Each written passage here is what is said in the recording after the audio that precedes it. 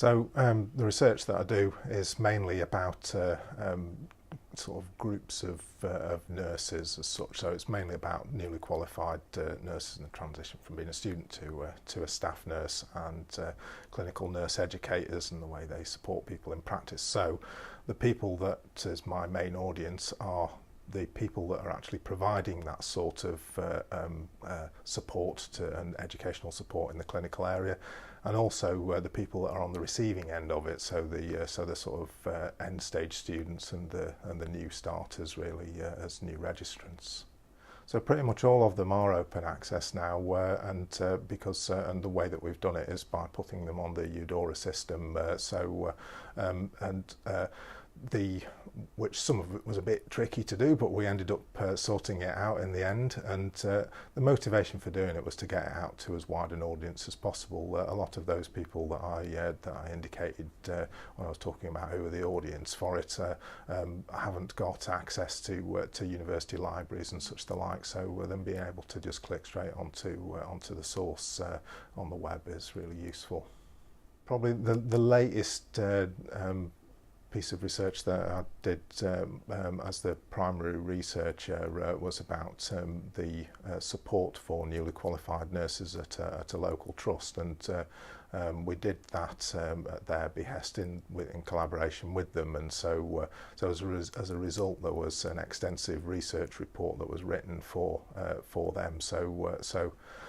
So that is now also available online, as well as the research articles which came from that research. So we've had from that research we published two main sort of proper scholarly articles, one of which was the systematic review, one of which was the primary research output, both of which were published in Nurse Education Today, which is a sort of high impact journal as such.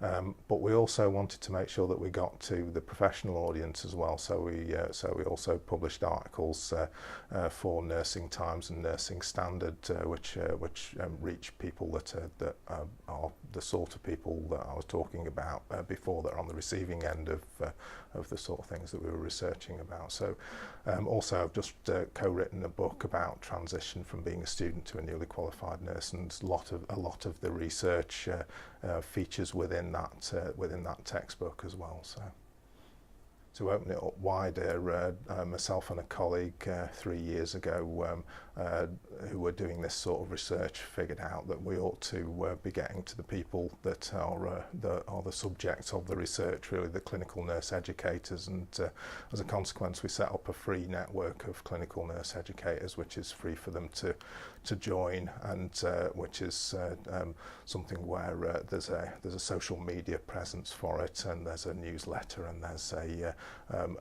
there are free events that they can go to. And the way that we do that is we get their employers around the country to set those up for us for nothing. So it costs them money, but it doesn't cost us or the educators any money.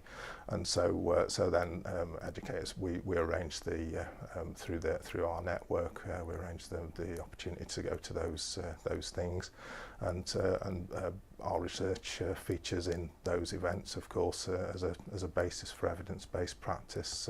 It's also been really successful in because of us getting those particular people together. There are other national players that are interested in that group of staff, and so we've been able to get high up people from Nursing and Midwifery Council and Health Education England and such the like, other big players in healthcare, to come along and essentially they want to access that group of people, so they're prepared to come along and talk to them about topics of the day and such the like.